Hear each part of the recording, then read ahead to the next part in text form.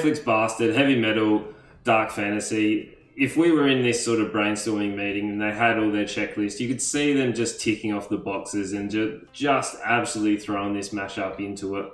But, you know, like, it actually works. Like, it's a fun ride, but the story just falls into that sort of generic plot, which I think was the point, and they've actually really started taking the piss of it. Like, it is overly gruesome. There is a stack of fan service in there, and it's just absolutely ridiculous. It falls into that anime trope where if you yell the power of the spell, it makes it way stronger, which I do like that sort of stuff in terms of being able to be always stronger just by yelling. Like, I'm a big fan of Dragon Ball Z, so like, it does fall into that, or any other characters that if you yell the name of the attack, it's going to beat your opponent.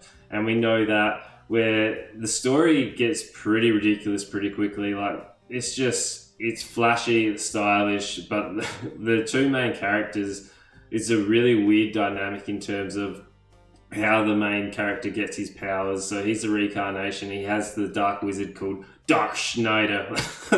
Just the names are ridiculous. I actually did laugh every time they were trying to get Dark Schneider out, in terms of he has to get a kiss by a virgin, which happens to be the co-main star. Just that makes him turn into this like massive guy standing over there on the poster. He just comes out and he's like massive and muscly and just ready to kick ass in everything. And it just reminded me of Ninja Scroll and like Berserker, where that real dark fantasy comes in. People are getting their limbs ripped off, and like everything's just over the top ridiculousness, and it's not taking itself too seriously. Like, if they were actually really trying to take this seriously, it just would not work.